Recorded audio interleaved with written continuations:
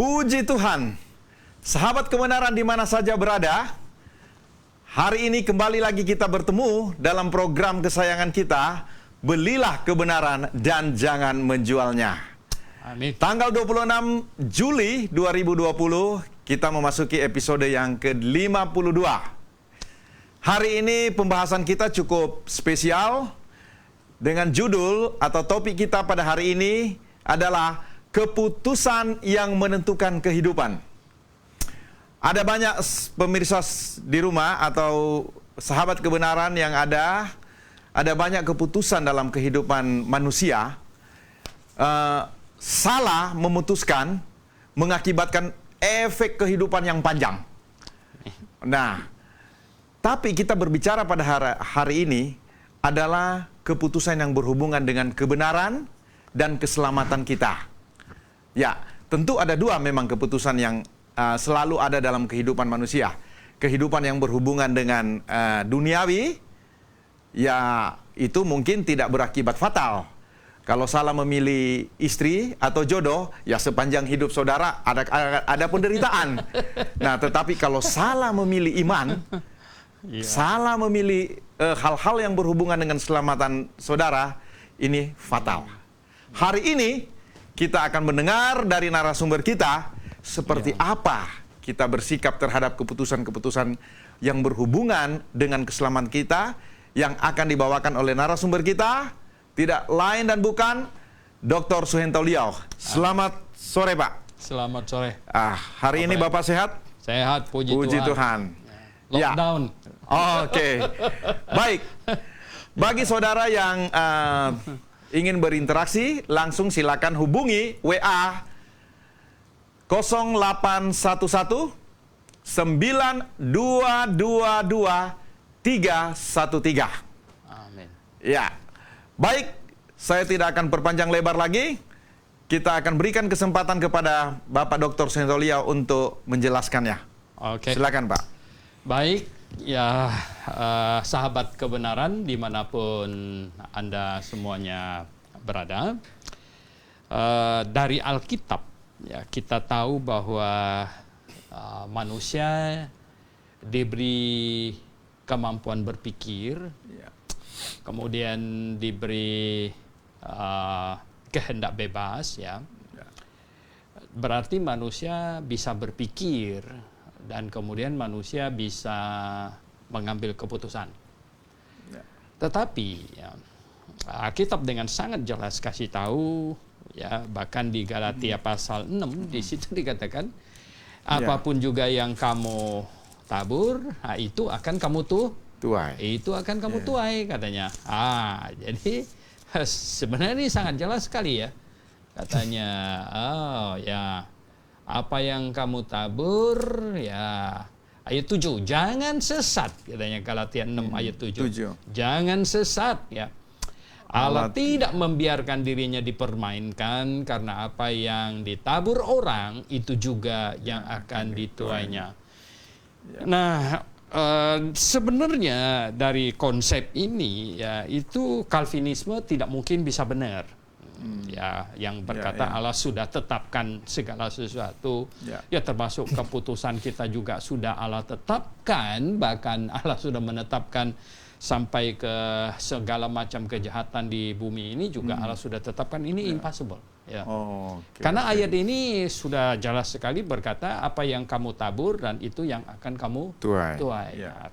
Berarti Tuhan berikan kebebasan kepada manusia untuk bertindak, ya, untuk berpikir dan kemudian mengambil keputusan. Nah, Allah tahu nggak ini? Tahu, ya. Tetapi karena kehendak bebas dan hati yang bebas ini adalah Allah sendiri yang berikan punya, maka dia tidak mengoverrule. Dia tidak mengoverrule itu pilihan dan keputusan manusia itu. Nah, di Alkitab terlihat sekali ya, terlebih yang Pak Fred sebut tadi itu adalah pemilihan atau keputusan yang menyangkut perkara rohani sebenarnya, yang berhubungan dengan Tuhan. Benar. Yang berhubungan dengan Tuhan, Nah, ya Adam dan Hawa setelah bikin kesalahan, mereka ambil keputusan untuk makan itu buah, salah, tetapi kelihatannya mereka sudah menyesal. banyak orang tanya kepada saya apakah Adam dan Hawa masuk surga atau tidak. Kalau kita lihat dari banyak hal sebenarnya, kalau di kejadian awal itu, ya, nah sejak Tuhan kasih tahu bahwa Hawa akan melahirkan yang sanggup meremukkan kepala ular, itu secara simbolik ya akan mengalahkan iblis, begitu. Dengan Adam menamai istrinya Hawa, itu artinya ibu dari semua yang hidup. Itu sudah menandakan dia mempercayai janji Allah. Dan juga ya di pasal 4 Kejadian ayat 1 itu ketika Hawa melahirkan anak, maka dia berseru begini, aku telah mendapat seorang anak laki-laki dengan pertolongan Yehova, ya. Dengan pertolongan. Ini dengan pertolongan ini tidak ada punya di bahasa aslinya. Jadi aku telah melahirkan seorang anak laki-laki, ya. Itu ya Yehova. Ya, jadi dia melahirkan anak, dia percaya dia melahirkan juru selamat kelihatannya. Nah, kemudian tetapi Habel, ya, dari Habel dan Kain kelihatan sekali bahwa Habel mengambil keputusan untuk mencondongkan hatinya kepada Tuhan. Sementara Kain tidak. Nah, ini hal-hal demikian efeknya panjang sekali gitu kan, sampai karena mereka manusia yang sangat awal, jadi efeknya kan ya.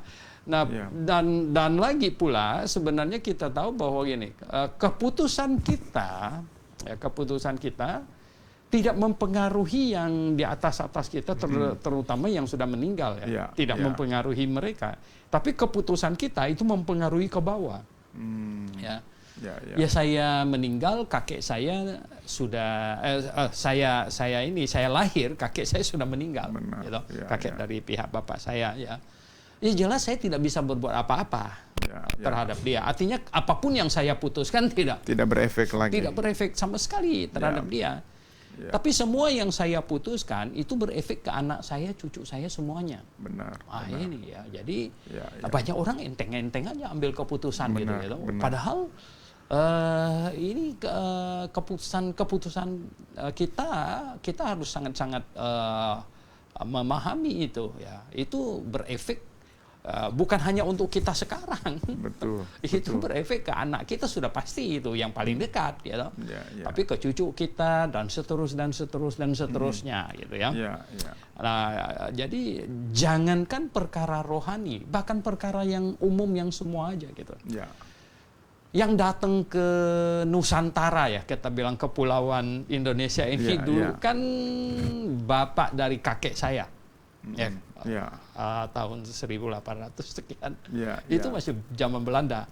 Ya seandainya waktu itu kakek buyut saya, dia bukan pilih datang ke Indonesia tapi dia pilih ke Amerika, gitu. Kalau beda lagi ini, benar. Ceritanya beda lagi, benar. Jadi ini tapi dia pilih datang ke Indonesia ke sini, atau dia pilih datang ke Singapura, atau ke India, gitu kan, beda lagi ceritanya. Benar. Nah, jadi banyak orang nggak paham, artinya keputusan kita itu membawa efek yang besar kepada keturunan kita yang berikut itu. Terlebih punya ini keputusan rohani, ya. Keputusan rohani, ya, kita melihat bahwa Abraham, ya, Nuh dulu, ya, di atasnya Abraham, Nuh ambil keputusan yang sangat hebat, ya. Artinya bayangkan, ya, di zamannya begitu banyak orang kacau hidupnya dan meninggalkan Tuhan, Nuh, ya, tuh bisa memilih mendekatkan dirinya kepada Tuhan, ya. Dan sebelumnya kita ada baca Henok dan lain sebagainya, toh. Nah, sampai zaman Nuh, bayangkan Nuh bisa yang tinggal di bumi ini, ya, satu keluarga, itu karena keputusannya, karena pemilihannya. Nah, kita lihat juga bahwa habis Nuh, ya, Abraham, ya, toh. Abraham dipanggil oleh Tuhan, ya. Nah, kalau Abraham ditentukan oleh Tuhan segala-galanya, ya dia tidak hebat. Rasul Paulus tidak perlu memuji dia dan menyebut dia bapak orang beriman, betul nggak? Ya karena semuanya diatur, gitu loh. Tetapi justru karena Abraham, ya, ketika dipanggil oleh Tuhan, dia berani ambil keputusan. Ya, berani ambil keputusan. Ya oke, saya ikut ini yang benar. Nah, keputusan inilah disebut keputusan iman, keputusan iman. Makanya Abraham disebut bapak orang beriman. Terlebih lagi, coba Anda bayangkan, Abraham diuji, ya ini kita persingkat. Abraham diuji suruh mempersembahkan Ishak. Ini kalau pemikiran yang orang yang percaya predestinasi. Kalau Tuhan yang sudah menentukan segala-galanya, ini kan cuma sandiwara. Benar. Ya, untuk apa dipuji? Dia apa hebatnya imannya, betul nggak? Ya tidak. Ya. Tetapi tidak demikian ya. Abraham diuji benar-benar, bukan main sandiwara, benar-benar diuji. Ya, betul. Akhirnya Abraham ambil keputusan, ya, dengan iman. Kenapa katanya? Dia yakin Allah sanggup menghidupkannya kembali sekalipun sudah mati. Ini yang hebat nih, ya, Benar. Kenapa? Dia melahirkannya di umur berapa? Sekitar 90-an. Umurnya itu sudah tua sekali itu. Betul. Tapi bisa melahirkan dia. Jadi makanya dia pikir nggak apa-apa, ya. Ya, nggak tahu dia ada omong nggak sama si Isa, ya, kalau kau mati, nggak apa-apa, saya yakin ya Tuhan pasti hidupkan lagi gitu, ya. Benar. Jadi dia berani. Abraham ambil keputusan iman yang luar biasa. Maka Tuhan melihat, wah ini hebat nih satu ini. Nah, kemudian Isa, Yakub dan Esau. Dari kecil, Yakub dan Esau, saya pikir mereka mendengar cerita tentang kakek mereka yang begitu beriman. Itu Esau dan Yakub tuh masih ketemu Abraham loh. Jadi dia dengar, bagaimana dipanggil keluar, bagaimana ujian iman dan sebagainya, gitu. Makanya Yakub memutuskan Tuhan ini masih dipercayain. Ini Tuhannya bapak saya dan kakek saya. Jadi dia beriman, dan Tuhan katanya, Alkitab berkata bahwa sebelum lahir juga Tuhan sudah tahu. Ya, Tuhan tahu. Tuhan tahu. Tetapi Tuhan tahu kecondongan hatinya, bahwa dia condong perkara yang rohani ini. Sementara Esau dengar cerita kakeknya, cerita bapaknya, mungkin hahu-hahu dan anak kayak nggak begitu peduli begitu, ya. Yang dia pikirkan cuman belum apa-apa dia udah kawin sama orang Kanaan yang bikin pusing bapaknya. Ini kan ini anak nakal nih kelihatannya nih, ya.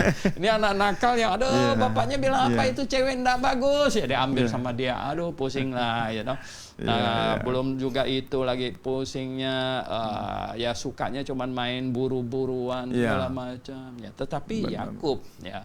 Nah, ini kadang-kadang kita lihat, ya, ketika anak-anak kita banyak, yang mana mencondongkan hatinya kemana, yang mana mencondongkan hatinya kemana, ini penting ini. Benar.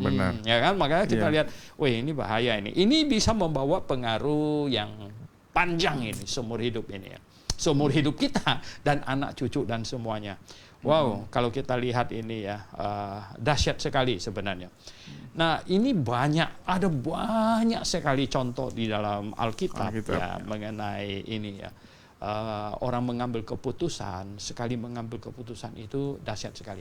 Ada satu peristiwa yang sekarang dirayakan oleh orang Yahudi disebut dengan ini, hari yang Mordekai sama Esther, ya, hari Turim, ya, itu, ya, yang orang Yahudi, itu begini, oleh Haman pada waktu itu zamannya Persia hebat nih, Iran tuh, Persia tuh Iran hebat waktu itu. Jadi Raja Ahasweros, dan Haman itu salah seorang menteri yang sangat dipercaya. Itu rupanya masih ini keturunan dari ini orang-orang yang dulu zaman Yosua mereka disembelih itu, ya, artinya di bapak-bapaknya itu, gitu, ya. Nah, itu Haman berencana nih orang Yahudi harus dibasmi habis, harus dibasmi habis. Maka itu dia sudah merancang, ya, undang-undang, gitu. Sehingga bisa habiskan pada tanggal sekian, ya, itu orang Yahudi harus dihabiskan. Nah, waktu itu Mordekai, ya, mendengar rencana itu, wah, sangat sedih. Dan kemudian minta ketemu sama Esther. Esther yang sekarang ada di istana gitu. Esther waktu itu sangat susah hati. Dia bilang, kasih tahu Mordekai, saya ini sudah sekian lama nggak dipanggil menghadap. Sudah sekian lama. Nah kalau saya berani muncul sendiri ke sana, itu bisa berakibat fatal. Ya, artinya kalau raja tidak berkenan, saya akan hukumnya itu mati. Tapi Mordekai bilang, oke, terserah kamu. Ya. Jangan berpikir bahwa kamu bisa hidup. Kan kamu Yahudi juga.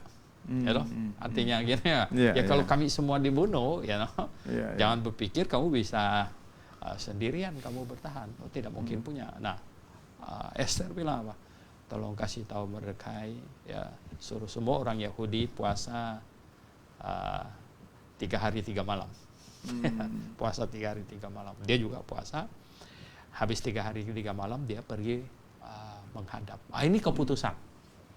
Ya kalau dia nggak berani pergi istilahnya mempertaruhkan gitu. Ya, dan kita sudah bisa baca ceritanya di kitab Esther, dan bagaimana hasilnya malah kebalikan, si Haman yang digantung di tiang yang dia siapkan mau gantung Mordekai. Itu ya. Nah, kita lihat nih keputusan ya. Ada banyak orang, banyak contoh di dalam Alkitab ya mengambil keputusan, dan salah mengambil keputusan maka akibatnya sangat fatal. Di dalam Alkitab ada ini ya, contoh lagi ini.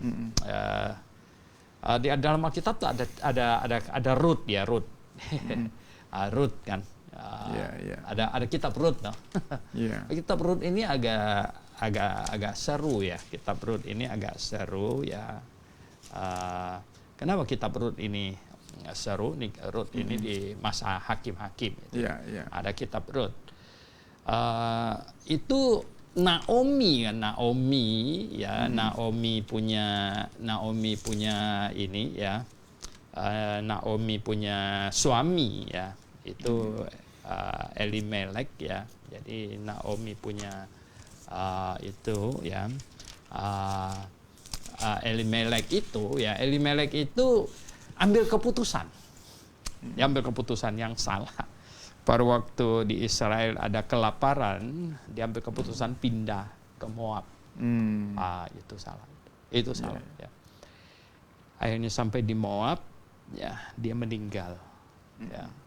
Sampai di Moab dia meninggal, dan 2 orang putranya, Mahlon dan Kilion, ya, mengambil istri orang Moab. Sebenarnya Tuhan tidak senang. Kalau sesuai dengan Alkitab itu Tuhan tidak senang.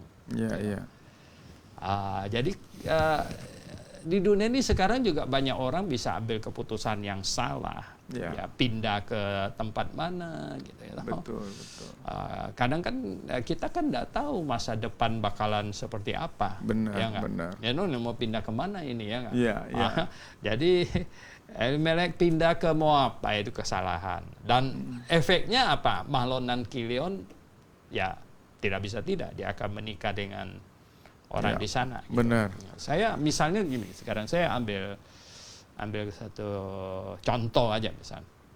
Ada seseorang di Indonesia ini, kerja setengah mati, gaji cuma 5 juta, misalnya UMR gitu ya. Terus ada satu perusahaan misalnya perusahaan di Timur Tengah sana. Bilang ayo yuk kerja di sana. Lah, dibilang berapa gajinya? 20 juta lah. Dia bandingin hebat juga katanya, gitu. Ya boleh. Oke, misalnya dia bawa, sudah menikah, sudah. Ya dia bawa, oke dah, istrinya dibawa aja ke sana kan. Dia bekerja, istrinya hamil, ya toh. Lahir anaknya. Nah, sekarang anaknya lahir, ya toh, mau dikasih nama apa? Ya. Kalau mau kasih nama misalnya Christine, Febe, wah itu terlalu Kristen ya. Benar. Ya udah dikasih nama Amina aja. Nah, anaknya besar kan ikut sekolah, ya kan, pakai jilbab segala macam, gitu ya toh. Lama-lama anaknya sudah besar, gajinya makin naik misalnya. Gajinya makin naik dari 20 juta, 30 juta, 40 juta, 50 juta makin banyak. Tapi anaknya nanti menikah sama siapa? Menikah dengan Abdullah misalnya. Benar. Ya toh. Iya. Lahirlah cucunya. Cucu ya. mau dikasih nama apa lagi? Ya sudah. Ya, sama aja. Iya, tapi jadi keputusan ini ya, Pak. Iya. Sebenarnya keputusan ya, lihat ini orang ambil keputusan ya. Makanya saya berkata begini ya, bahkan dari masalah politik juga ya, orang ambil keputusan, yuk salah membela pandangan politik itu bisa fatal. Ya. Betul. Ya, rakyat Indonesia ya. Masa depan Indonesia ada pada rakyat Indonesia. Kamu pilih yang seperti apa, gitu kan? Benar. Rakyat Korea Utara tahun 50-an itu kan waktu Kim Il Sung itu kakeknya Kim Jong Un itu, bawa komunis pulang dari Rusia, ya, wah perang dengan yang nasionalis semuanya. Nah banyak orang Korea pihak ke Kim Il Sung gitu. Wah, ini hebatnya tanpa memikirkan jauh-jauh ke depan. Nah, sekarang cucunya ampun deh, ya, pusing lah. Iya. Sekarang yang paling baru-baru ini hal terjadi ini di Amerika ini ya. Kota-kota yang wali kotanya dari Demokrat ini kacau balau ini. Dihancur-hancurin gitu ya. Nah, sekarang bahkan pilih wali kota saja gitu loh. Iya. Ya. Pilih gubernur itu besar itu pengaruhnya. Efeknya, iya, nah, betul. Jadi keputusan manusia itu mempunyai efek. Sebenarnya ini yang Alkitab mau mengajarkan. Nah, ketika Alkitab mengajarkan bahwa keputusan manusia mempunyai efek, sebenarnya ini sama dengan Alkitab mengajarkan kehendak bebas dan kemampuan memilih manusia. Jadi jelas sekali ada di sini begitu. Tapi memang kenyataannya kan dalam kehidupan manusia itu kan ada banyak orang yang sudah mengambil keputusan dan itu salah, Pak. Ya, dan saya melihat seperti yang Bapak sampaikan bahwa itu berefek kepada generasi di bawah. Contoh, Pak, tidak ini yang sangat jelas, gamblang sekali bahwa ini menentukan masalah bergereja saja. Iman. Betul. Itu orang tua saya lihat di situ memiliki peranan yang sangat besar. Betul. Nah, saya lihat ketika orang tuanya menggiring anak-anaknya memberikan satu contoh untuk mereka tetap pada gereja yang ini dan sementara gereja ini dalam tanda kutip tidak benar. Nah, ini berefek kepada anak cucu serta anak cucu. Nah, ya, saya pikir ini yang menjadi pandangan atau kenyataan yang ada sekarang, Pak. Ya, jadi begini. Pertama-tama, ya, ini masalah kerohanian. Pertama-tama kan Alkitab jelas sekali carilah dahulu akan kerajaan Allah dan kebenarannya. Ini ada nggak orang yang sungguh sekarang ya? Saya bilang begini. Manusia itu beragama. Manusia itu memilih. Manusia itu hati nuraninya itu ingin menyembah sesuatu. Makanya saking mau menyembahnya, tikus pun disembah. Ya kan? Aduh, ya kita bilang ini bagaimana ini? Kok tikus disembah bagaimana? Kita malah beli racun tikus. Saking kacaunya. Nah, jadi begini. Sekarang manusia harus memutuskan, memilih dia menyembah apa. Ya toh, oke lah di antara begitu banyak pilihan. Katakanlah ada orang sekarang ketemu kekristenan. Oke, ini Kristen bener nih, gitu. Alkitab bener. Itu pun di dalam kekristenan ada banyak pilihan. Yang tadi Pak Alfred sebut itu, betul nggak? Di dalam kekristenan itu kita juga harus, ini alert, ini mesti sangat peka dan sangat kritis gitu loh. Ya. Wah, ini saya harus memilih ya. Di dalam kekristenan kita harus memilih mana gereja yang benar. Nah, ini banyak orang tidak paham, dia nggak tahu bahwa Tuhan kasih kita tuh dua alat. Satu Alkitab di tangan kita, satu akal budi di kepala kita untuk kita berpikir, untuk kita menyocokkan mana yang benar gitu, yang sesuai dengan Alkitab. Nah, begitu banyak gereja sekarang hari ini ada di mana-mana. Saya bilang, ya toh. Semakin banyak pilihan, semakin sulit membuat keputusan. Ya. Tentu Bapak sebelum mengambil satu keputusan yang sekarang memang boleh dikatakan tepat, tapi sebelumnya kan sudah masuk di dalam satu situasi di mana ya puji Tuhan Bapak mengambil langkah keputusan yang tepat. Itu mungkin 30 tahun yang lalu, gitu kan. Nah, ini rahasianya atau kiatnya itu seperti apa sebenarnya nih Pak ini ya? Ya sebenarnya itulah kadang-kadang manusia itu perlu diketok kepalanya. Dulu saya kan berbisnis dan pikirnya kepingin jadi orang kaya aja kalau ya tiba-tiba saya ya diketok Tuhan beberapa kali ya. Saya pernah hampir mati ya, di sini masih ada bekasnya ya. Jatuh dari sepeda motor waktu muda ya. Nah, saya pikir ini sudah mati gitu ya. Itu pingsan cukup banyak jam itu. Ya saya siuman itu sudah di rumah sakit sudah selesai jahit gitu ya. Nah, waktu itu masih belum sadar juga ya, masih tetap mau cari duit. Akhirnya Tuhan ketok saya, ya semua tabungan saya masih habis gitu.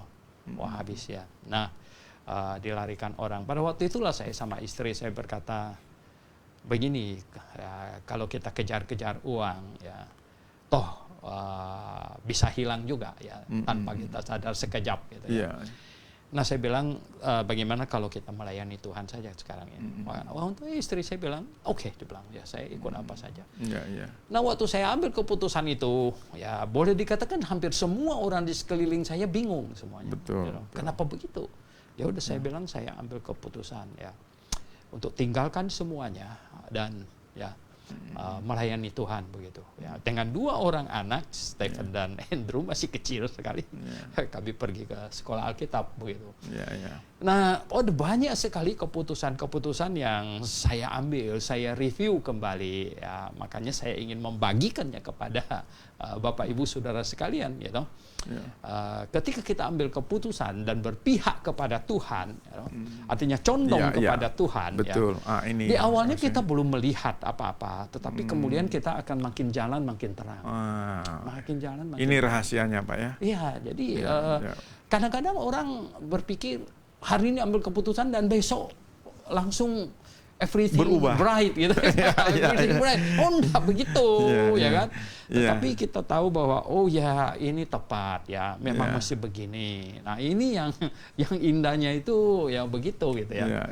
Nah, makanya jadi kita lihat bahwa terutama orang-orang muda sebenarnya, orang-orang muda ya, itu harus ambil keputusan rohani memihak kepada Tuhan ya. Itu tak mungkin bisa salah. Begini, saya selalu mengingatkan orang muda bahwa kalau kita percaya ada Tuhan ya, dan kita percaya Tuhan memimpin kita, dan kita percaya bahwa Tuhan berkuasa dan Dia menyelamatkan kita dan sebagainya. Jadi kalau kita putuskan segala sesuatu berpihak kepada Tuhan, itu tidak mungkin bisa salah. Amin. Tidak mungkin bisa salah. Sama halnya mungkin dengan mencari kebenaran ini yang sesungguhnya Pak ya. Kalau hati kita, Tuhan tahu bahwa kita sedang mencari kebenaran, walaupun mungkin posisi kita saat ini pada dengan kata lain yang saya sampaikan tadi dalam gereja yang belum di dalam kebenaran, maka Tuhan akan menuntun Pak itu ya. Tergantung kita punya hati, Tuhan tahu ya. Condong ya. Pak, tadi yang maju ya, benar. Pak Sitorus tadi. Betul Pak. Ya. Tadi pagi jam 10 kita kebaktian kan ya toh. Jadi ada bapak yang maju itu ya toh. Waduh dia bilang apa? 3 tahun dia tidak ke gereja. Karena dia tahu gerejanya salah. Gitu. Waduh, 3 tahun dia nggak mau ke gereja lagi. Akhirnya Tuhan menuntun. 3 tahun lamanya dia ya. Betul. Baru Tuhan bukakan itu sinar itu ya. Dulu ada satu bapak ya, dia sudah meninggal. Bapak ini sudah meninggal ya. Dia mencari-cari kebenaran, Pak. Dia mencari-cari kebenaran ya. Dia ada di satu gereja yang dia tahu gereja itu salah ya.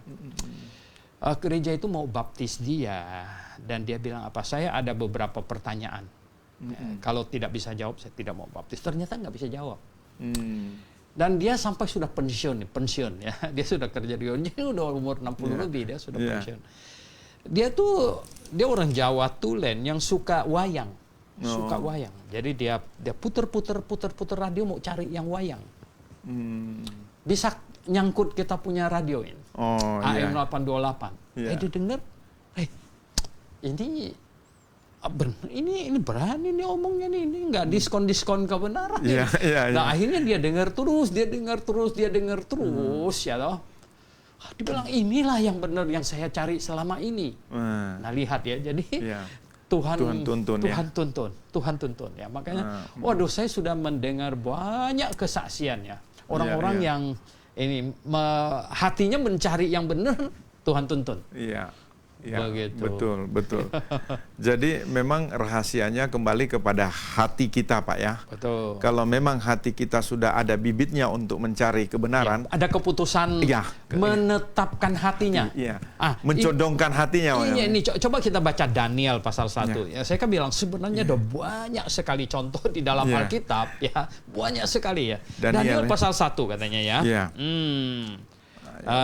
Daniel pasal 1. Kita baca ayat 6, dari ayat 6 sampai Daniel ayat 8. Pasal 1 ayat 6 sampai 8. Di antara mereka itu ada juga beberapa orang Yehuda, yakni Daniel, Hananya, Misael, dan Asaria. Pemimpin pegawai istana itu memberi nama lain kepada mereka. Daniel dinamainya Belsasar, Hananya dinamainya Sadrak, Misael dinamainya Mesak, dan Asaria dinamainya Abednego. Daniel berketetapan. Ini dia. Daniel apa nah? Berketetapan untuk tidak menajiskan dirinya dengan santapan raja dan dengan anggur yang biasa diminum raja. Dimintanyalah kepada pemimpin pegawai istana itu supaya ia tidak usah menajiskan dirinya. Baru ayat 9, maka Allah mengaruniakan Daniel apa? Kasih dan sayang dari pemimpin pegawai istana itu.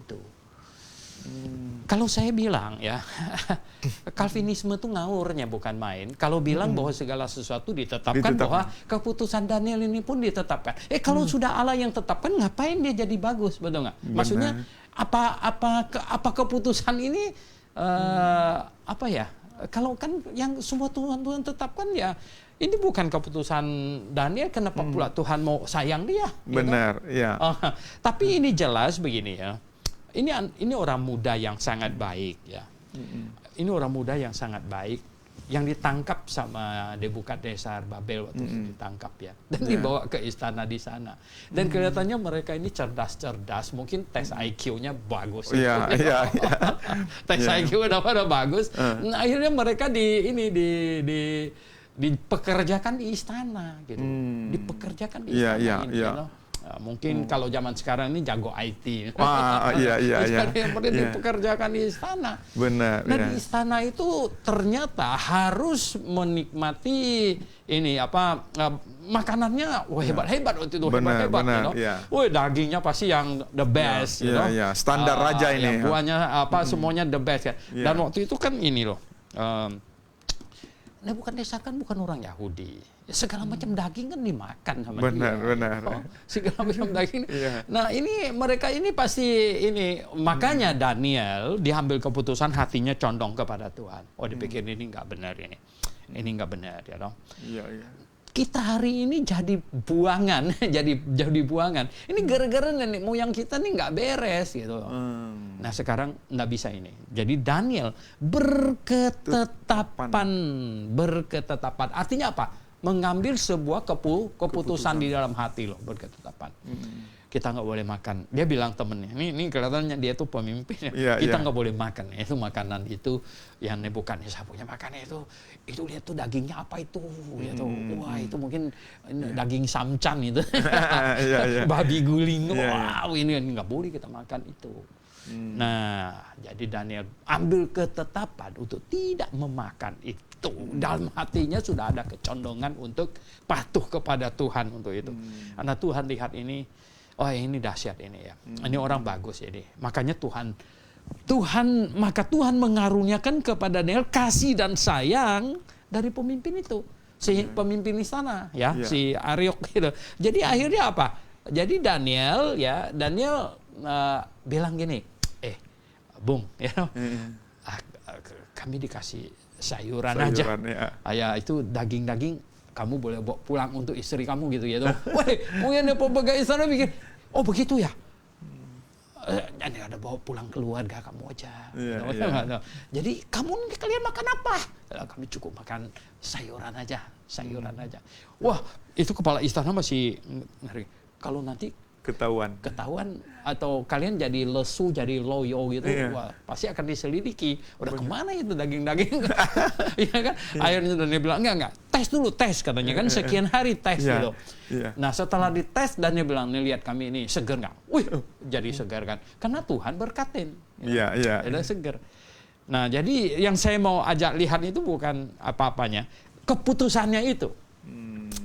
Keputusan itulah akhirnya Tuhan memberkati, ya akhirnya kita sudah tahu ceritanya. Waduh, ya. Sampai zaman sekarang ini Pak Fred, nggak ada orang yang bisa jadi Perdana Menteri 3 kerajaan punya loh. Betul. Ya, 3 raja, hebat. Daniel dipakai semua ya. Ya, zaman Babylonnya dipakai, Persia, semuanya dipakai. Persia, ya semuanya, ya dipakai. Luar biasa. Luar biasa.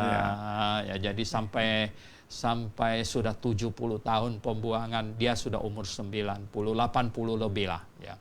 Karena dia pembuangan 70 tahun ya. Jadi Daniel masih hidup itu waktu mau pulang itu. Nah, berarti ini Daniel nih hebat nih. Nah, keputusan mencondongkan hati kepada Tuhan. Nah, ini yang harus dimiliki. Maka itu ya kita bicara kepada orang-orang Kristen dan hamba-hamba Tuhan di manapun juga kalau Anda kebetulan menonton ini. Sekali lagi. Nah, hari ini seperti yang Pak Fred tadi omong itu ya. Ada banyak gereja, ada banyak pengajaran yang saya sangat hati saya sangat sedih sekali itu. Ada banyak hamba Tuhan dia bilang gini, saya tahu pengajarannya benar sekali Pak Soeharto. Benar, ya, Pak. Sangat alkitabiah. Ya, tetapi saya kan ya artinya ada tanggungan lah, inilah segala macam. Oh ya. Wah, saya tahu ya. Dulu bahkan ada hamba Tuhan yang ngomong sama saya, Pak Soeharto. Dulu sekali loh, belasan sampai 20 tahun yang lalu loh. 20-an tahun yang 20 lebih tahun yang lalu malah. Pak Soeharto ini pengajarannya sangat benar, dia bilang. Sangat benar. Sangat alkitabiah. Kalau Pak Soeharto siap kasih saya 1 bulan kira-kira 3,5 juta jam itu lumayan besar gitu. Benar. Saya dibilang minggu depan saya pindah ke sini. Waduh, saya sedih sekali mendengarnya kan. Sedih sekali karena saya sendiri juga nggak ada duit. Kita kan baru start gitu. Benar. Ya jemaat baru belasan orang ya. Saya bilang begini sama dia, kalau kamu yakin ini benar, saya bilang ya, kalau kamu yakin ini benar, maka Tuhan yang kita layani, nggak mungkin kita buat kita kelaparan. Tidak mungkin, saya bilang. Ya. Nah, saya mana berani janji sama kamu? Saya sendiri aja masih hidup kempang kempes. Bagaimana? Akhirnya dia nggak berani loh. Tetapi kalau melihat para sejarah bapak-bapak gereja atau pahlawan iman ini, Pak ya, saya melihat sebenarnya masalah yang Bapak sampaikan tadi, masalah ini ya jasmani. Ini tentang kebutuhan.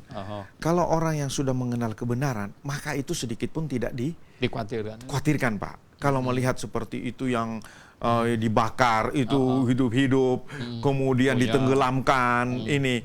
Saya pikir sebenarnya hal yang bersifat yang jasmani mereka sudah tidak pikirkan, Pak. Biasanya yang sampai berani demikian itu kan karena mereka sudah ketemu kebenaran. Nah, Pak. itu yang maksud saya. Ketika pas Bapak menyampaikan satu paparan kebenaran, siapa saja yang mendengar dan menerima, mengaminkan itu, saya yakin dia tidak akan memikirkan lagi hal-hal itu, Pak. Ya, betul. Ya. Jadi kebanyakan yang ikut seminar atau mendengar hal-hal seperti ini tidak mau bayar harga, Pak.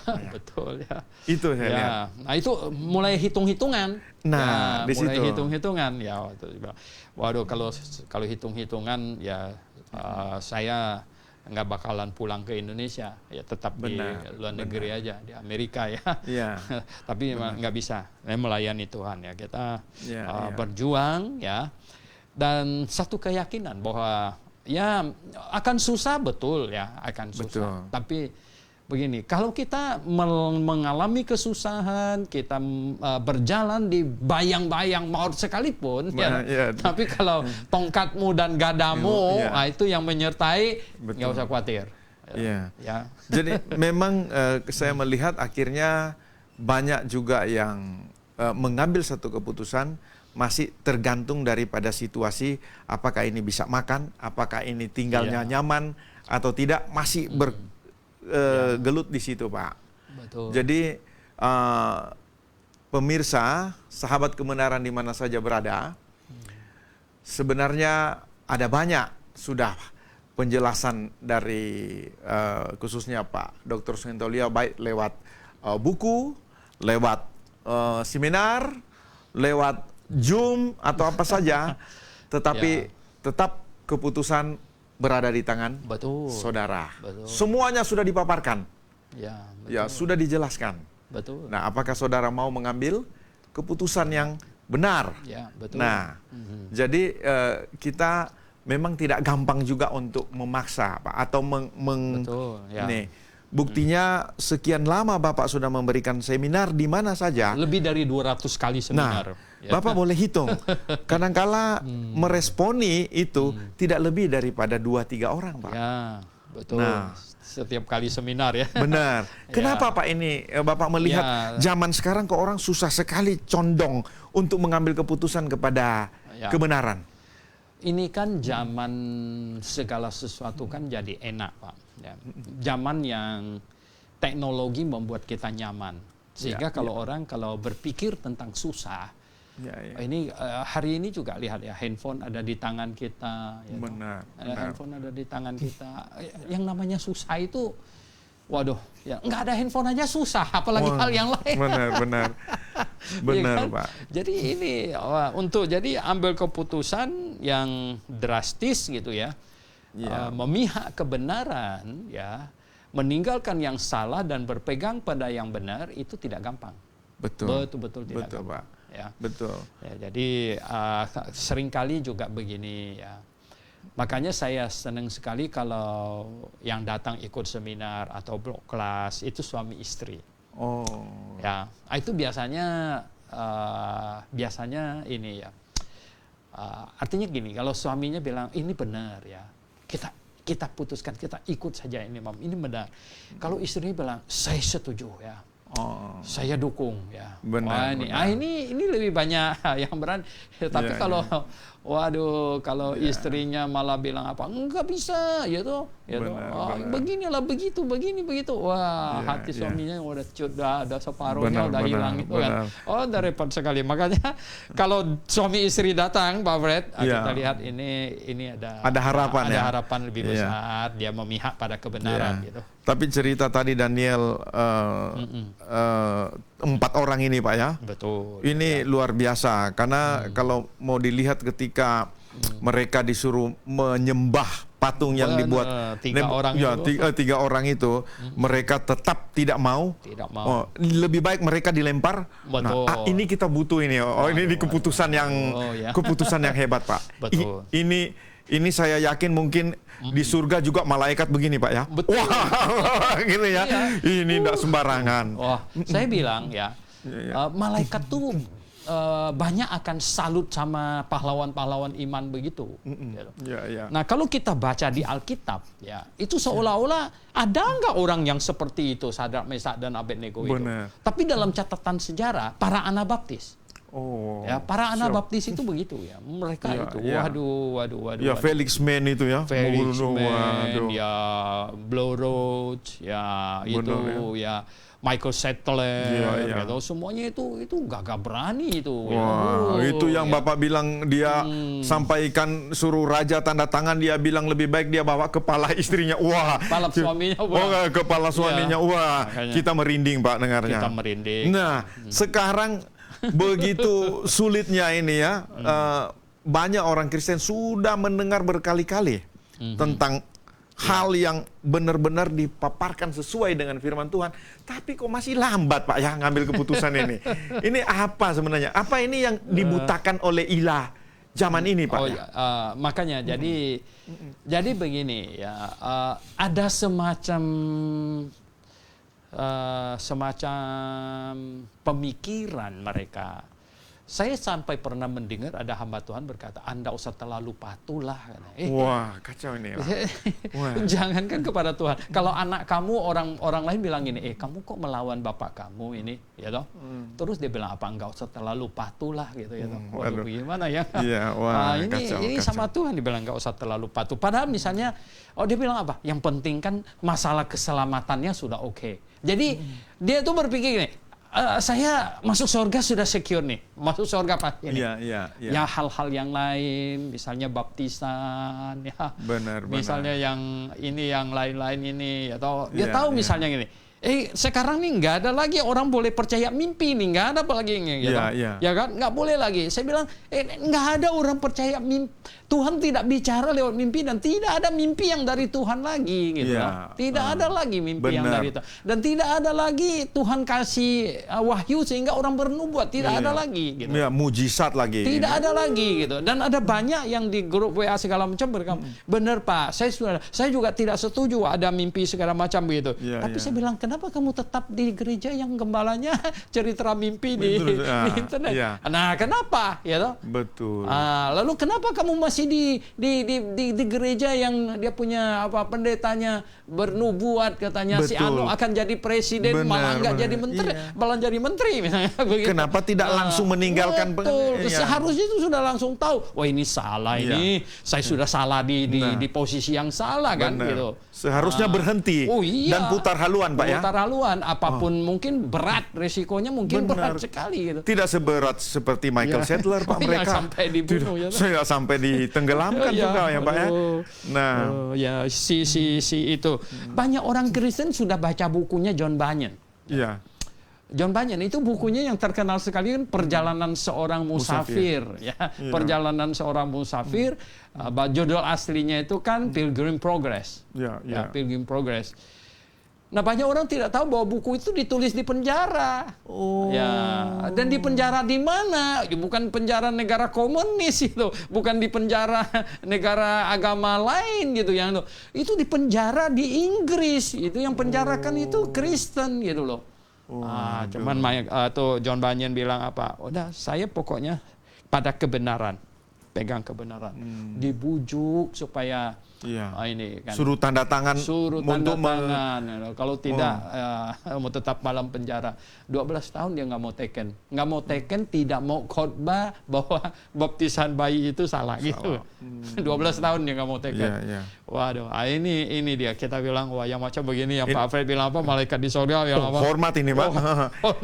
Ini berani mengambil keputusan yang tapi efeknya besar, Pak ya. Benar, besar sekali keputusan besar. Mungkin ada. Pemirsa di mana saja berada, sahabat kebenaran, sebentar lagi kita akan melayani tanya jawab. Silakan Anda siapkan. Namun kita istirahat sebentar dan silakan.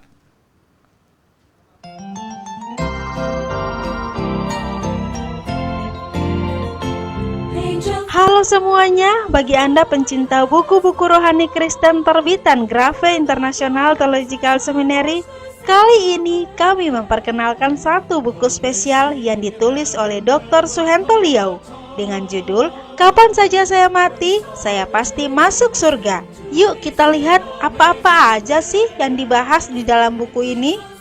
Amsal Salomo mengatakan ada jalan disangka orang lurus, tapi ujungnya menuju maut. Apa makna keselamatan yang sejati? Dapatkah usaha manusia untuk menghapus dosa? Bagaimana cara menghapus dosa menurut Allah? Bukti seseorang dosanya telah dihapus. Dan pernahkah Anda bertanya bagaimana orang yang tinggal di hutan dan belum pernah mendengar Injil? Jikalau mati, apakah mereka akan ke sorga ataukah ke neraka? Buku Kapan Saja Saya Mati, Saya Pasti Masuk Sorga dapat menjelaskannya. Jikalau Anda berminat untuk mendapatkan buku ini, caranya gampang saja, hubungi toko buku Grafe di 02164714156 atau di 081315863518. Ayo buruan sebelum kehabisan.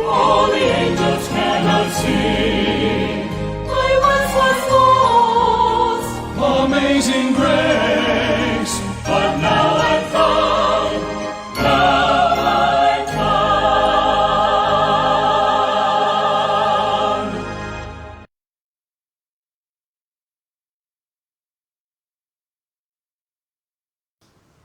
Iya. Sahabat kebenaran di mana saja berada, kita kembali lagi pada program Belilah Kebenaran dan Jangan Menjualnya. Sekarang kita masuk pada sesi tanya jawab. Ada pertanyaan sekarang Pak Suhento dari Pak Tantio. Ya. Selamat sore Pak Suhento, saya mau tanya. Kita tahu ada beberapa orang yang tinggal di pedalaman yang tidak pernah mendengarkan Injil sama sekali. Apakah bisa kita salahkan bahwa ini salah leluhurnya karena tidak mengambil keputusan yang tepat untuk menerima Injil? Seperti contohnya negara Jepang, apakah Tuhan tidak mengasihani mereka? Terima kasih. Ya. Jadi keputusan leluhurnya untuk pindah kemana tinggal dan lain sebagainya, bukan saja yang leluhur, yang zaman sekarang ini saja, zaman ini juga. Ya. Benar. Ketika kamu putuskan, ya boleh saja hari ini juga, ya toh. Seperti yang saya cerita tadi itu, gara-gara mau gajinya lebih tinggi, pindah aja ke Timur Tengah di sana dan lihat apa jadinya gitu ya. Benar. Mungkin ada yang mau digaji sama Kim Jong Un 1 bulan 100 juta, ya boleh pindah ke Korea Utara, lihat nanti anaknya akan jadi apa gitu kan.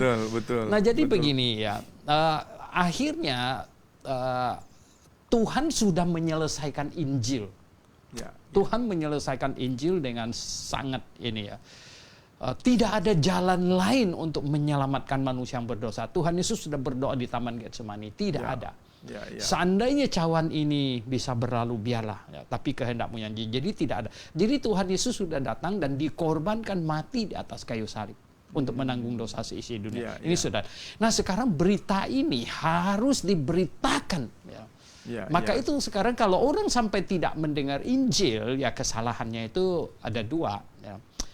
Murid-murid yang sudah diselamatkan yang mendengar Injil kurang gigih dalam memberitakan Injil, atau orang itu ya dia setelah leluhurnya makin jauh sehingga nggak ada sinyal untuk sampai ke dia. Sudah ini. Betul. Nah jadi ini situasinya. Nah mungkin ada orang langsung bertanya, bagaimana dengan mereka yang hidup sebelum ada Yesus? Sebenarnya Injil itu kan dari Adam. Benar. Jadi dari Adam ya sampai kepada zaman Musa, semua ayah itu mestinya tahu. Ya. Betul. Jadi ayah itu tiang penopang dan dasar kebenaran. Ayah itu tahu. Nah, contohnya si Ayub ya. Ayub itu sebenarnya satu zaman dengan Abraham. Ya, benar bisa itu ya. Dan ada banyak ya. Mertuanya Musa ya, Musa Jitro ya. Dia adalah seorang imam. Tidak dikatakan dia imam yang pagan yang penyembah berhala loh. Dia imam yang benar gitu. Jadi ternyata masih ada banyak begitu. Cuman kalau kamu ini ya meninggalkan Tuhan dan makin sesat, makin jauh, ya anak cucu kamu berefek. Betul. Ya kan? Anak cucu kamu berefek gitu. Nah, kemudian dari Tuhan sudah selesai Injilnya sedemikian rupa, selesai semua itu hanya tinggal diberitakan. Jadi kalau ada orang tidak dengar Injil, cuma ada dua. Dianya dari entah sejak keturunan keberapa begitu sudah menentang Tuhan, ya toh, menentang dan akhirnya tidak bisa dijangkau dengan Injil, atau anak-anak Tuhan, murid Tuhan yang ngerti Injil lalai ya, tidak serius di dalam memberitakan Injil. Cuman itu. Betul. Nah, tidak benar yang diajarkan oleh Calvinis bahwa orang sudah ditetapkan berapa masuk surga, berapa ini kan. Itu tidak benar ya. Maunya Tuhan, Injil diberitakan seluas mungkin ya. Seluas mungkin. Karena apa? Ya, ketika Injil itu diberitakan, itulah cara Tuhan mengetuk hati orang dan cara Tuhan menarik orang, memanggil orang. Dengan apa? Dengan berita Injil. Benar. Itu. Benar. Ya, seperti Bapak sampaikan tadi lah. Ini kembali keputusan yang dari awal ini, Pak. Betul. Ya. Jadi pengaruhnya itu efeknya panjang sekali. Betul. Ya. Mungkin saja waktu menentukan negara Jepang yang yang pertama memberikan keputusan ini tidak condong hatinya mencari Tuhan, ya sampai sekarang akhirnya efeknya begitu. Betul sekali. Di situ. Mereka kan larinya makin jauh dan makin jauh dari tiang penopang dan kebenaran. Itu berarti kembali lagi keputusan awal ini, Pak. Betul. Artinya gini, satu keputusan bisa berefek ke berpuluh generasi loh. Itu dia. Berabad-abad lagi, Pak. Ya, berabad-abad sampai ribu tahun. Kita lanjut, Pak. Ya, Pak Jemi, selamat sore, Dr. Suhentelia. Mohon dibantu jawab beberapa pertanyaan saya. Apabila Yudas Iskariot memutuskan untuk tidak menjual Tuhan Yesus, apakah Yesus akan tetap ditangkap dan disalibkan? Oke, nomor satu dulu. Ya. Sebenarnya Alkitab tidak pernah menuliskan bahwa orang yang namanya Yudas akan menjual Yesus, dan Alkitab pun bahkan tidak menuliskan Yesus akan dijual kalau tidak ada yang menggenapi. Banyak orang tidak mengetahui ini. Begini ya, di Perjanjian Lama itu nubuatan itu dibuat dibuat ada kemungkinan begini, ada kemungkinan begitu. Jadi nubuatnya itu demikian. Nah, saya kasih contohnya begini malah, sehingga kelompok liberal ketika mereka membaca kitab Yesaya pasal 7 ayat 14 Yesaya pasal 7 ayat 14 misalnya ini itu kalau mereka membaca Yesaya 7 ayat Yesaya 14 ayat 14 mengenai Immanuel itu mengenai Immanuel Yesaya 7 ayat 14 mengenai Immanuel sehingga ini teolog liberal berkata yang nama Immanuel itu anaknya Yesaya. Kenapa pula dia bilang itu bisa ditafsirkan sampai ke Yesus yang 700 tahun kemudian. Nah, maka itu jadi begini nubuatan tentang Immanuel ini memang istri Yesaya, dia bilang perempuan muda itu istri Yesaya dan Immanuel itu adalah anaknya Yesaya. Teolog liberal berargumentasi. Tapi kita bilang itu bisa benar, dan Tuhan sekali bicara untuk sekarang dan untuk nanti. Jadi untuk sekarang juga benar, untuk nanti juga benar. Tapi kalau tidak digenapkan yang nanti, ini juga tidak ada pengaruh. Memang bicara untuk sekarang kok. Begitu. Nah, sama dengan yang masalah jual Yesus itu akan ada di kitab Zakaria. Nah, Zakaria, coba lihat di Zakaria pasal 11 itu, Di Zakaria pasal 11 dia ada ini sebenarnya cerita jual beli domba. Jadi gini Yesaya Zakaria 11 ayat 10. Aku mengambil tongkatku kemurahan lalu mematahkannya. Ini si Zakarianya mematahkannya katanya untuk membatalkan perjanjian yang telah kuikat dengan segala bangsa.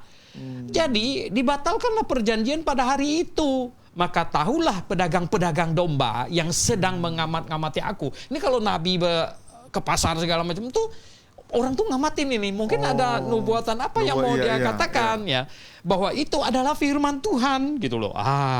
Lalu aku berkata kepada mereka, jika itu kamu anggap baik, berilah upahku, dan jika tidak, biarkanlah. Maka mereka membayar upahku dengan menimbang 30 uang perak. Tetapi firman Tuhan dan seterusnya.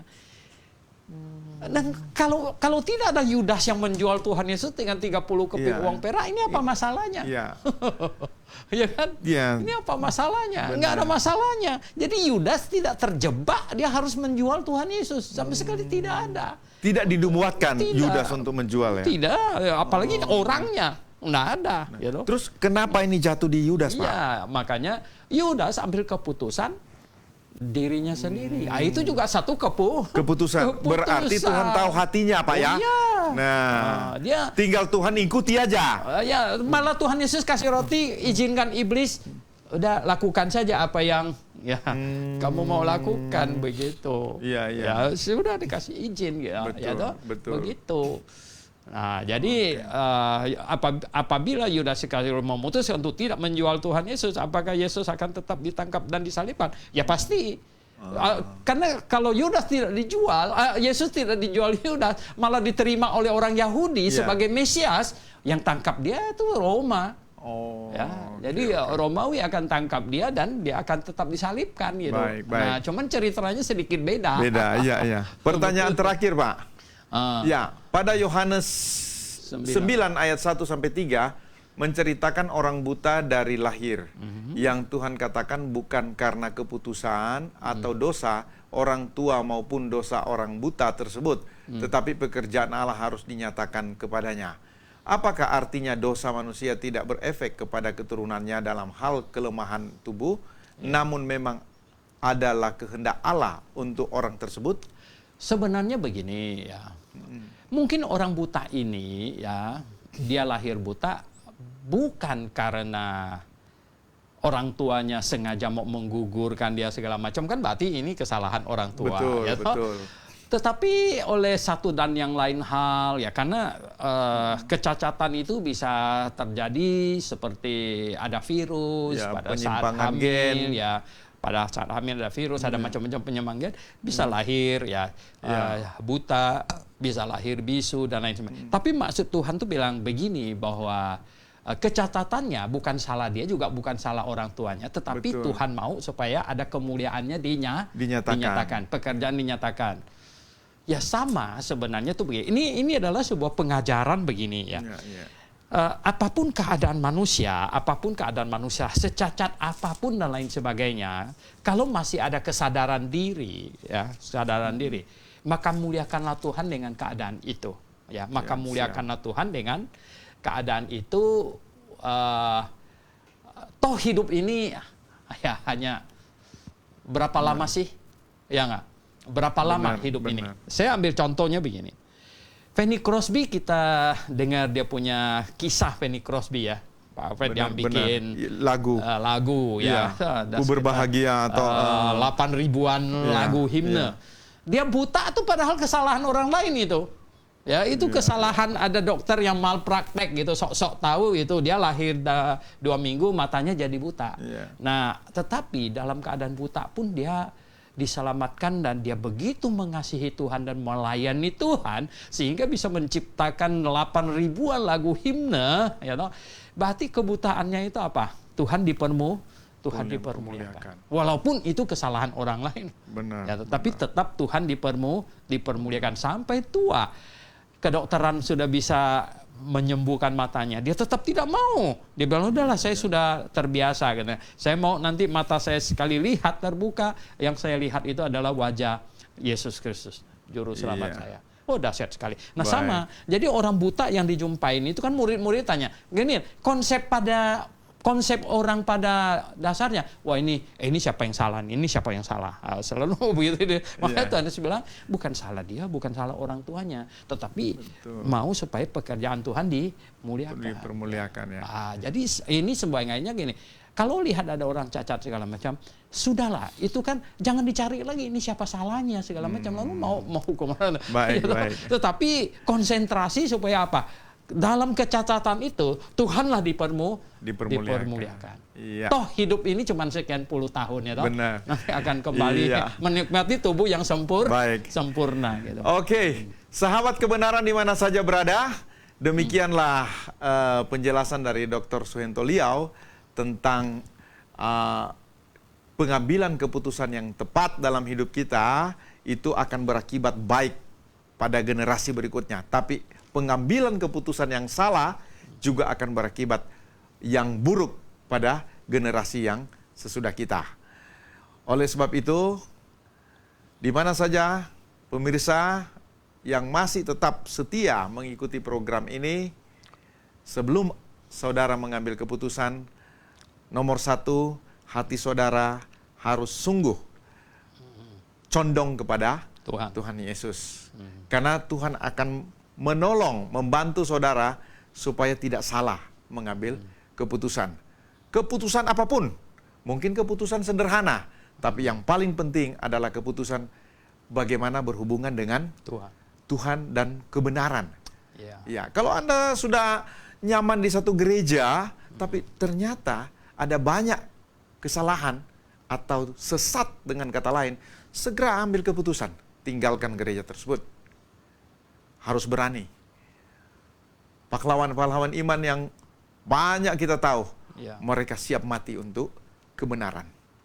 Demikianlah program kita hari ini, dan sebelum kita mengakhiri acara kita, ada statement terakhir dari pembicara kita. Silakan, Pak. Iya. Jadi Bapak Ibu yang saya kasih dalam Tuhan, ya, Alkitab dengan sangat jelas memberikan statement maupun contoh bahwa keputusan manusia itu betul-betul membawa efek, ya. Membawa efek. Membawa efek bukan hanya untuk dirinya saat itu, membawa efek kepada keturunan yang berikut-berikut. Dan berapa banyak keturunan berikut yang terefek, itu nggak bisa dihitung. Berapa dahsyatnya, ya toh? Seperti yang tadi salah satu pertanyaan bahwa kalau orangnya sampai memutuskan pergi ke satu pulau, masuk ke dalam hutan, ya anak cucunya akan memenuhi pulau itu. Dan Injil tidak pernah sampai ke situ. Siapa yang salah kalau sudah begitu? Ya toh? Benar. Nah, jadi ini keputusan. Oleh sebab itu, Bapak Ibu yang saya kasih dalam Tuhan, kita nggak perlu sibuk-sibuk lagi mikirkan banyak hal keputusan orang lain. Yang penting keputusan kamu. Ya toh? Benar. Ya, ya keputusan orang lain sudah kita nggak bisa lagi apa-apa kan. Ya toh, keputusan leluhur kita, ya udah kita nggak bisa. Saya minta diulangi aja supaya saya jangan lahir di pulau ini misalnya, saya dilahirkan di mana, di New York aja. No, ya toh, bukan itu. Yang sekarang yang paling penting adalah kamu ambil keputusan berefek kepada anak cucu kamu semuanya. Ya, berapa banyak keturunan. Oleh sebab itu hati-hati seperti tadi sudah kita ingatkan terus, condongkanlah hatimu kepada Tuhan. Setiap kali ambil keputusan, pertimbangkan dari Tuhannya. Bahkan minta pertolongan Tuhan karena dia tahu masa depan. Amin. Jadi kalau Tuhan yang sudah memimpin, pasti mantap keputusannya. Sahabat kebenaran di mana saja berada, kita akan ketemu lagi pada minggu depan. Dan akhir kata kami sampaikan, Maranatha. Ya.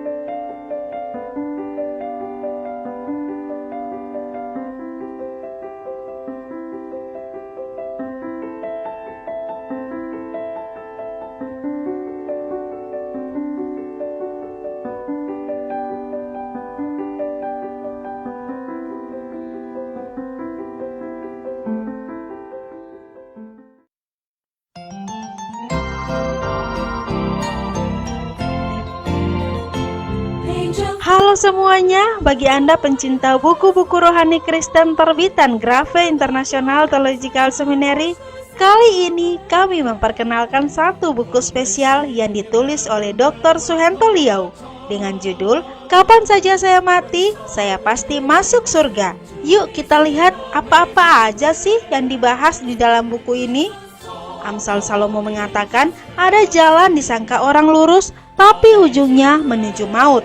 Apa makna keselamatan yang sejati? Dapatkah usaha manusia untuk menghapus dosa? Bagaimana cara menghapus dosa menurut Allah? Bukti seseorang dosanya telah dihapus. Dan pernahkah Anda bertanya bagaimana orang yang tinggal di hutan dan belum pernah mendengar Injil? Jikalau mati, apakah mereka akan ke sorga ataukah ke neraka? Buku Kapan Saja Saya Mati, Saya Pasti Masuk Sorga dapat menjelaskannya. Jikalau Anda berminat untuk mendapatkan buku ini, caranya gampang saja, hubungi toko buku Grafe di 02164714156 atau di 0813-1586-3518. Ayo buruan sebelum kehabisan. All the angels cannot sing. I once was lost. Amazing grace.